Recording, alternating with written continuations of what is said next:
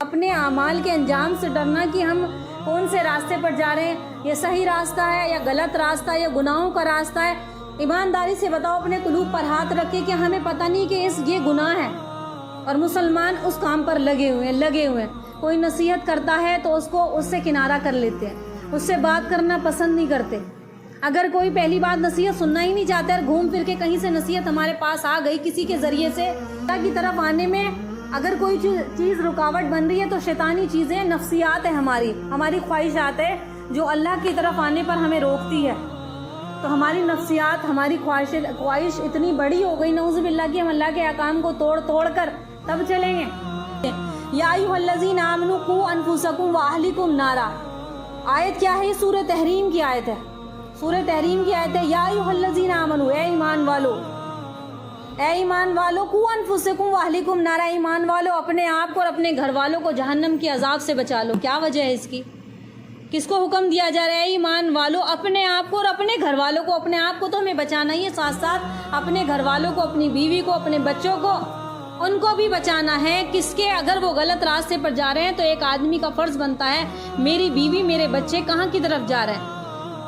کل میں ایک عالم دین کا بیان سن رہی تھی، وہ فرما رہے تھے کہ اگر وہ حلال رزق جو تمہیں اللہ سے دور کرتے وہ بھی فتنہ ہے۔ تم حلال کمانے میں اتنے مشغول ہو گئے پورے دن بازار میں کاموں میں رہتے ہو، تمہیں پتہ ہی نہیں تمہارے گھر میں کیا ہو رہا ہے۔ حالانکہ کمائی کیا ہے؟ حلال ہے، حرام نہیں ہے، کمائی حلال ہے۔ حلال طریقے سے پیسے اکٹھا کرتے ہیں، مال کماتے ہیں، لیکن تمہیں پتہ ہی نہیں تمہاری بیوی، تمہارے بچے کہاں کی طرف جا رہے ہیں، تو وہ کمائی بھی تمہارے لیے فتنہ ہے۔ پھر یہ آیت آتی ہے، کون سی آیت؟ یا ایھا الذین آمنوا قوا انفسکم واہلکم نارا، اے ایمان والو اپنے اور اپنے اہل والوں کو آگ سے بچا لو۔ لوگ اپنی بیویوں کو، اپنے بچوں کو تنگ نہیں رکھنا، دھیان رکھنا ہے۔ جب ماں باپ بچے کا دھیان رکھتے ہیں تو اسے تنگ تھوڑی نہ رکھتے ہیں، اس کا دھیان رکھتے ہیں۔ بچہ باہر کھیلتا ہے روڈ پر تو بچے کو کیا کرتے ہیں؟ بچوں باہر مت جاؤ، روڈ پہ مت کھیلو، کوئی گاڑی آئے گی، کہیں نہ خدا نہ خاصے ایکسیڈنٹ ہو جائے۔ تو بچوں کو تنگ رکھنا ہے یا ان کا دھیان رکھنا ہے؟ تو تنگی نہیں ہے، اسلام کے اندر صرف دھیان رکھنا بتایا گیا ہے کہ ناسمجھی کی وجہ سے ہمارے گھر والے ہم لوگ مال کمانے میں اندھے ہو رہے ہیں، ہمیں پتہ ہی نہیں ہماری بیوی، ہماری بیٹیاں کہاں جا رہی ہیں اور کیا حال گھر کے بنے ہوئے۔ آدمی باہر جاتا ہے رزق کمانے کے لیے، عورت گھر میں رہتی ہے، اس کی نگہبان ہے۔ اس کی نگہبان کون ہے؟ عورت ہے۔ اب عورت کی ذمہ داری ہے کہ وہ اپنے امانت داری کے ساتھ میں اپنے خاوند کے مال کی نگہبان اور اس کی اولادوں کی نگہبان بن کر رہے، اس کی امانت میں خیانت نہ کرے۔ اس کے پیٹ پیچھے کس کی انٹری ہوتی ہے گھر کے اندر؟ دھیان رکھے، کوئی نہیں دیکھ رہا، رب دیکھ رہا۔ تو یہ امانت داری ہے، غیرت ختم ہو گئی، بالکل پتہ ہی نہیں ہمارے بچے کہاں جا رہے، بیٹیاں کہاں جا رہی ہیں۔ اللہ ہدایت کی توفیق دے۔ تو قرآن مجید کی آیت کیا کہتی ہے کہ ایمان والو اپنے آپ کو اور اپنے گھر والوں کو جہنم کے عذاب سے بچا لو۔ بچانے والا کون ہے؟ یعنی کہ مرد کو حاکم بنایا۔ ایک مرتبہ سیدنا عمر بن خطاب رضی اللہ تعالیٰ عنہ نے حضرت کعب رضی اللہ تعالیٰ عنہ سے پوچھا، حضرت کعب رضی اللہ تعالیٰ عنہ سے تقوی کے بارے میں پوچھا کہ تقوی کیا ہے، پرہیزگاری کیا ہے۔ تو حضرت کعب رضی اللہ تعالیٰ عنہ کہنے لگے، کیا کبھی کہ تم تقوی کے بارے میں نہیں جانتے؟ فرمایا کہ نہیں۔ کہ تقوی کیا ہے؟ فرمایا کہ تقوی کیا ہے، کہ فرمانے لگے کہ تمہیں معلوم ہے کہ تم یہ بتاؤ کہ جب کبھی آپ کا گزر کسی خاردار جھاڑی کی طرف سے ہو، کہیں کانٹوں دار جھاڑیوں کے درخت سے آپ کا گزر ہو، تو آپ وہاں سے کیسے بچ کر نکلیں گے؟ اپنے دامن کو کس طریقے سے نکال لیں گے؟ بچائیں گے کس طریقے سے؟ انہوں نے اس بات کا جواب دیا، کہنے لگے جب ہم گزرتے ہیں، سیدنا عمر فرمانے لگے کہ میں اپنے کپڑوں سمیت گزرتا ہوں، کہیں کوئی کانٹا میرے بدن پر، میرے کپڑوں پر نہ چبھ جائے۔ کیسے نکلتے ہیں ہم؟ کہ کوئی کانٹا ہمارے کپڑوں پر، ہمارے بدن پر نہ چبھ جائے جب ہم جھاڑیوں کے راستے سے نکلتے ہیں۔ تو اسی طریقے سے فرمایا، وہ صحابی کہتے ہیں سیدنا کعب رضی اللہ تعالیٰ عنہ فرمانے لگے کہ تقوی یہی ہے کہ انسان اپنی زندگی کو ہر قسم کے گناہوں اور نافرمانیوں سے ایسے ہی بچا کر نکال لے۔ گناہوں کے ماحول اگر ہمارے آس پڑوس میں، ہمارے معاشرے میں گناہ ہے، لیکن ہمیں اس سے بچ کر نکلنا ہے۔ ایسا نہیں کہ ہمیں بھی ان کے جیسا بن جانا ہے، ان سے بچ کر نکلنا ہے۔ تقوی کے بارے میں، پرہیزگاری کے بارے میں بیان ہے کہ اگر تم اپنی زندگی میں تقوی اختیار کرو گے، پرہیزگاری کرو گے، اللہ سے ڈرو گے، تو اللہ تعالیٰ تمہارے لیے نیک راستے، نیک منزلیں نیک راستے تمہارے لیے کھول دے گا۔ تو سیدنا شعیب علیہ السلام خطیب الانبیاء کے لقب سے مشہور ہیں، اور حضرت موسیٰ علیہ السلام کے سسر تھے۔ ان کو اہل مدینہ والے مکہ کی طرف مبعوث کیا گیا۔ ان کی قوم جو تجارتی کام میں مشہور تھی، تجارت کیا کرتی تھی، لہٰذا یہ پورا علاقہ ایک مشہور تجارتی مرکز بن گیا. کس کا؟ حضرت شعیب علیہ السلام کا. اور شرک اور دوسری اخلاقی بیماریوں نے ان کے علاوہ جو سب ان کے مزاج میں سے، تجارت تو یہ کرتے تھے لیکن ساتھ ساتھ گناہوں کے عروج پر آ گئے. ناپ تول میں یہ کمی کرنے لگے. کس میں؟ ناپ تول میں کمی کرنے لگے. آپس میں دھوکہ دڑی کرنا، ناپ تول میں کمی کرنا، یہاں تک کہ زمین پر فساد پھیلانے لگے. اور شریف ہونے کی بار بار قسمیں کھانے لگے کہ ہم تو بہت شریف ہیں، نہیں ہمارا مال بہت پاکیزہ ہے. قسم کھا کر مال بیچنا، جھوٹی قسمیں کھانا. اور جس سے سیدنا شعیب علیہ السلام نے ان کو منع فرمایا کہ تمہارے کام یہ غلط ہے، تم رک جاؤ.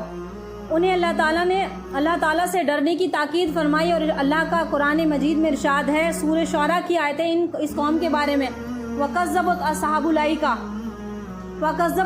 الْأَيْكَةِ الْمُرْسَلِينَ إِذْ قَالَ لَهُمْ شُعَيْبٌ أَلَّا تَتَّقُونَ إِنِّي لَكُمْ رَسُولٌ مُّبِينٌ فَاتَّقُوا اللَّهَ وَأَطِيعُونِ. مدین والوں نے بھی رسولوں کو جھٹلایا، ان کی تکذیب کی. جب ان سے شعیب علیہ السلام نے کہا کہ تم اللہ سے ڈرو، یعنی کہ تم ڈرتے نہیں ہو. تم کیوں نہیں ڈرتے؟ میں تمہارے لیے امانت دار رسول ہوں. تم اللہ سے ڈرو، امانت دار میں رسول ہوں، لہٰذا اللہ سے ڈرتے رہنا، میری اطاعت کرو. میں تم سے کوئی صلہ نہیں چاہتا، کوئی عذر نہیں چاہتا. میرا عذر تو میرا رب ہی مجھ کو دے گا. یہ قرآن مجید کی آیت ہیں. تو وہ نہیں مانی قوم. ان کے جواب میں قوم نے کہا تمہاری عقل ٹھیک کام نہیں کرتی. قوم نے کیا کہا؟ تمہاری عقل ٹھیک کام نہیں کرتی، تمہیں کچھ نہیں معلوم تجارت کے بارے میں. کس سے کہہ رہی ہے قوم؟ نبی سے کہہ رہی ہے کہ تمہاری عقلیں بیکار ہو گئی ہیں، تمہیں تجارت کے بارے میں کچھ معلوم نہیں. ہمیں پتہ ہے کہ منافع کیسے کمایا جاتا ہے، اور تم تجارت کرو گے تو تجارت آپ کرو گے تو تب جانو گے. اگر ہم تمہاری باتوں پر عمل کریں گے تو ہمارا اپنا سرمایہ ہی ڈوب جائے گا، ہم تو نقصان اٹھانے والے ہو جائیں گے. اگر سچائی ایمانداری سے کام کریں گے نا. یہ کس نے کہا تھا؟ کئی ہزار سال پہلے شعیب علیہ السلام کی قوم نے کہا تھا. آج بھی امت یہی کہتی ہے کہ جھوٹ نہ بولیں گے تو مال کیسے بیچیں گے، بیاج سود نہ کھائیں گے تو ہماری تجارت میں منافع کیسا آئے گا. تو آج بھی ایسی کہتی ہے امت کہ اس پر عمل اگر ہم نے کر لیا تمہاری باتوں پر تو ہمارا تو نقصان ہو جائے گا، کیونکہ مقابلہ بڑا سخت ہے اور اس کے بغیر گزارا نہیں ہے. سیدنا صلی اللہ علیہ وسلم کی مدت دعوت 58 برس تک رہی. 58 برس ہے. اور ان کی قوم پر سائے والے دن کا عذاب، جب قوم نہیں مانی تو اللہ نے عذاب بھیجا. کیسا عذاب؟ سائے والے دن کا عذاب. سخت گہرے گاڑے بادل ان پر چھتری کی طرح چھا گئے. جب قوم نہیں مانی نا تو سخت بادل چھتری کی طرح چاروں طرف سے چھا گئے. چاروں طرف اندھیرا دکھائی دینے لگا اور جو ختم ہونے کا نام ہی نہیں لے رہا تھا، چاروں طرف اندھیرا ہی اندھیرا. اس کی دہشت سے ان کی تباہی ہو گئی. اب جھوٹی قسمیں کھانے والوں کے بارے میں بھی اللہ کے نبی نے کیا فرمایا ہے کہ جو جھوٹی قسم کھا کر مال بیچتے ہیں. اللہ کے رسول صلی اللہ علیہ وسلم نے ارشاد فرمایا 3 آدمی ایسے جن سے اللہ تعالیٰ قیامت کے دن نہ تو کلام کرے گا. توجہ دینا بات کو. 3 آدمی کون سے؟ نہ تو قیامت کے دن اللہ ان سے بات کرے گا، کلام کرے گا، یعنی کہ نہ تو ان سے بات کرے گا، نہ ہی ان کی طرف نظر کرم کرے گا، اور ان کو گناہوں سے نہ ہی پاک کرے گا بلکہ دردناک عذاب دے گا. کوئی بخشش نہیں، کچھ وعدہ نہیں. کون ہے یہ 3 آدمی؟ نہ تو رحمت کی نظر ہوگی، نہ قیامت میں اللہ تعالیٰ ان کی بخشش کرے گا، نہ نظر کرم کرے گا بلکہ دردناک عذاب دے گا. تو یہ کلمات اللہ کے رسول صلی اللہ علیہ وسلم نے 3 مرتبہ ارشاد فرمائے. 3 مرتبہ یہ کلمات فرمائے. تو حضرت ابو ذر رضی اللہ تعالیٰ عنہ نے پوچھا کہ یہ لوگ نامراد ہو گئے، نقصان اٹھانے والے. اللہ کے نبی کون ہے یہ لوگ؟ یہ تو نامراد ہو گئے. ان کا تو یہ تو کسی بھی طرح سے راہ پانے والے ہے ہی نہیں، نقصان اٹھانے والے لوگ ہیں. تو اللہ جس کی چادر، جس کی پینٹ ٹخنوں سے نیچے جا رہی ہے تو اللہ تعالیٰ اس کو عذاب دیں گے. دوسرا، احسان کر کے جتلانے والا. دوسرا کون ہے؟ احسان کر کے جتلانے والا. کون ہے دوسرا؟ احسان کر کے. احسان کرو مت، کر دیا تو جتلاؤ مت. یا تو کرو مت، کسی کی مدد مت کرو، کسی غریب کی مدد مت کرو. تو کہتے ہیں نا فلاں موقع پر ہم نے تیرے ساتھ یہ کیا، ہم نے تمہارا مکان بنوا دیا، ہم نے تمہیں ادھار دیا، ہم نے تمہاری مدد کری. مت کہو. یا تو کرو مت، اگر کر دی تو احسان مت جتلاؤ. اگر کوئی کام ہم کر رہے ہیں، اپنوں کے ساتھ خیر خواہی کا معاملہ کر رہے ہیں، اچھی بات ہے. اگر کر دیا تو بعد میں احسان مت جتلاؤ. تو احسان کرنے کے بعد احسان جتلانے والے انسان کے، چاہے مرد ہو یا عورت کوئی بھی ہو، ان کا ٹھکانہ کہاں ہے؟ جہنم ہے۔ تیسرا کون ہے؟ تیسرا ہے جھوٹی قسم کھا کر اپنے مال کو بیچنے والا۔ جو شعیب علیہ السلام کی قوم نے کیا کیا؟ جھوٹی قسمیں کھاتی تھی، مال فروخت کرتی تھی، منافع زیادہ کمانا چاہتی تھی۔ اللہ نے آخر میں کیا کیا؟ قوم کو ہلاک کر دیا عذاب سے۔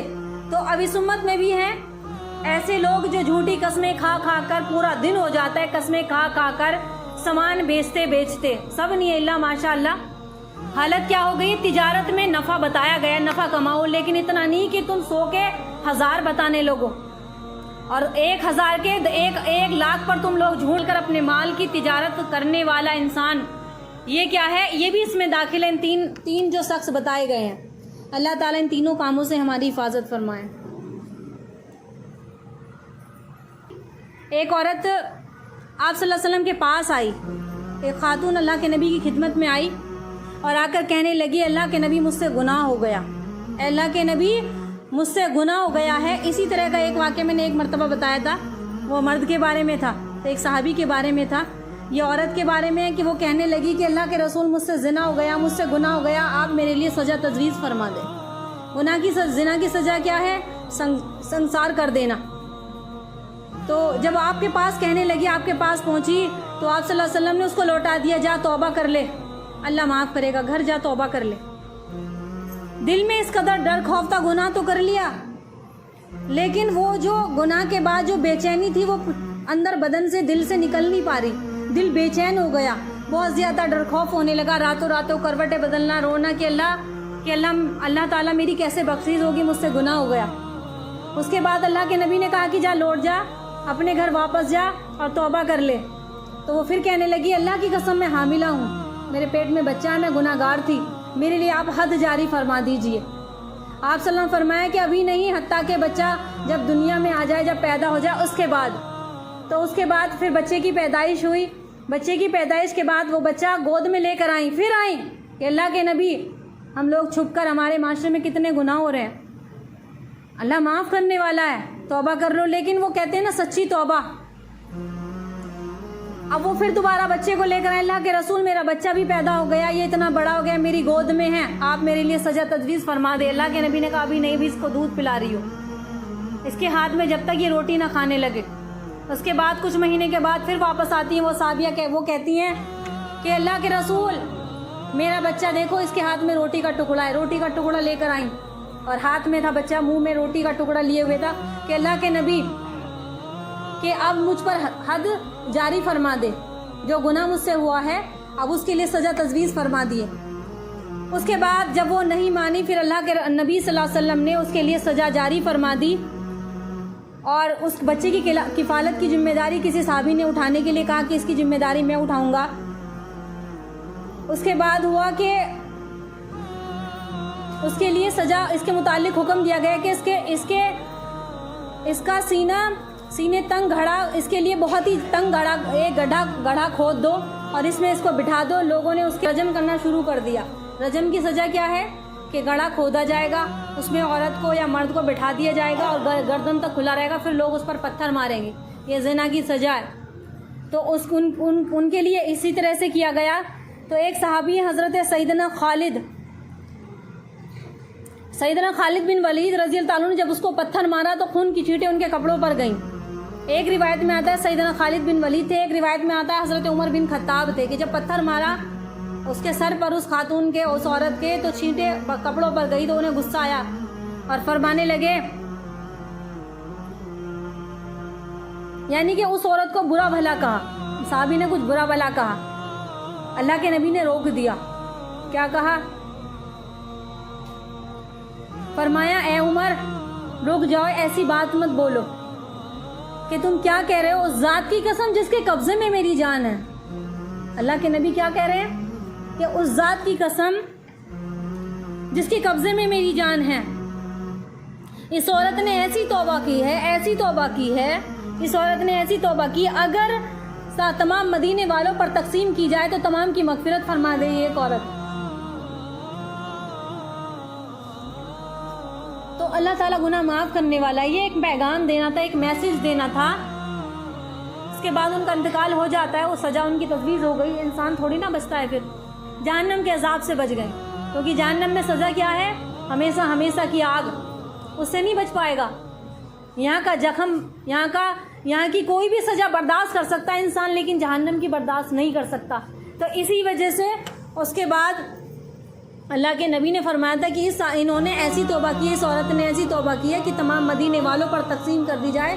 तो अल्लाह ने इसकी तौबा को इतना पसंद फरमाया है, माफ़ फरमा दिया। अगर चाहती तो वो अपने घर में पर्दे की हालत में अल्लाह से तौबा इस्तग़फ़ार कर लेती, अल्लाह माफ़ कर देता, लेकिन नहीं, उन्होंने अपने गुनाह की सज़ा को अलल ऐलान कराया और अल्लाह ताला ने फिर उनको माफ़ फरमाया और क़यामत तक के लिए उनका तज़किरा छोड़ दिया।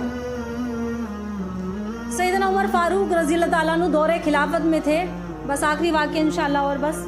तो अपने दौरे खिलाफत में आपकी आदत मुबारका ये थी, हज़रत उमर बिन ख़त्ताब रज़ियल्लाहु ताला अन्हु की अल्लाह से डरने के बारे में बयान तकवा इख्तियार करो कि जब आप निकलते थे गलियों में तो गश्त करते थे रात के वक्त में कि कहीं कौन क्या कर रहा है, कोई भूखा प्यासा तो नहीं है, किसी कोई ज़रूरतमंद तो नहीं है। तो एक मरतबा जब रास्ते से गुजर हुआ, शाम का वक्त था, तो एक घर से आवाज़ आ रही थी कि बेटी उस दूध में पानी मिला दे। तो बेटी ने आवाज़ सुनी, माँ क्या कह रही है? तो बेटी ने कहा कि माँ तुम क्या कह रही, तुम्हें पता है हज़रत उमर ने, अमीरुल मोमिनीन ने दूध में पानी मिलाने के लिए मना किया है। तो माँ कहती है नहीं बेटा, बेटी कोई हज़रत उमर को थोड़ी ना पता चला, अमीरुल मोमिनीन थोड़ी ना आके देख रहे हैं कि दूध में पानी मिलाया नहीं मिलाया, क्या पता चल रहा है, दूध में पानी मिला दो। बेटी ने कहा नहीं, जो अमीरुल मोमिनीन के जो रब हैं, जो अल्लाह हैं, वो तो देख रहे हैं। अगर हम दूध में पानी मिला देंगे तो अमीरुल मोमिनीन अगरचे नहीं देख रहे। और ये बात कौन सुन रहा था? बाहर उनके कानों में आवाज़ गई, उन्हें नहीं पता कि बाहर हज़रत उमर ही खड़े हैं, उनके कानों में आवाज़ गई कि किस तरीके से सच्चाई और ईमानदारी के साथ ये बेटी डर रही है, लेकिन माँ को डर खौफ नहीं है। तो अल्लाह से डरना चाहिए, अल्लाह से डरो, तकवा इख्तियार करो, अल्लाह हर जगह है और देख रहा है। और फरमाया उसके बाद उन्होंने उसी बेटी को अपने घर की बहू बनाया था। माल जायदाद नहीं देखी, कोई रुतबा नहीं देखा, कोई विरासत नहीं देखी, क्या देखा कि तकवा देखा, परहेजगारी देखी। अपनी घर की बहू को, उस घर की बेटी को, उसी बेटी को अपने घर की दुल्हन बनाया था। अपने बेटे से उस बेटी का उसका निकाह हुआ था। तो सच्चाई और ईमानदारी, इंसान अगर तकवा इख्तियार करे तो अल्लाह ताला उसकी मदद ज़रूर करता है। बहुत सारे वाक़यात हैं, मैंने चंद बताए हैं। 4 बातें बताई हैं किसने? बड़े अल्लाह वालों ने बताई है कि अगर तुम इन पर अमल करोगे तो अल्लाह ताला तुम्हारी ज़रूर मदद करेगा।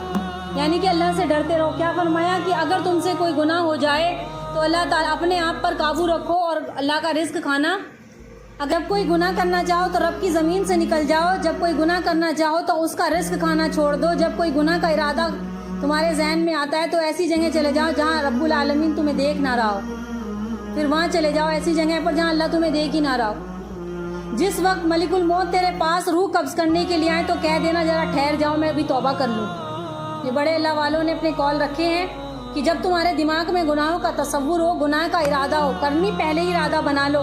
गुनाह तो इंसान करता है, लेकिन ये इरादा बना लो कि जब मलिकुल मौत फरिश्ता आएगा, मौत का फरिश्ता, तो उससे कह देना कि अभी थोड़ी देर में आना या बाद में आना, मैं तौबा कर लूँ अभी, या चंद नमाज़ें पढ़ लूँ, तहज्जुद पढ़ लूँ, अल्लाह से माफ़ी मांग लूँ। ऐसा नहीं है। तो जब इंसान के जहन में तसव्वुर हो कि रब देख रहा है, वो हर जगह है, उसका हम रिज़्क खा रहे हैं, उसकी ज़मीन पर रह रहे हैं और एक दिन उसकी तरफ लौट कर जाना है, तो इंसान गुनाहों से बचेगा। अल्लाह ताला अमल की तौफीक दे।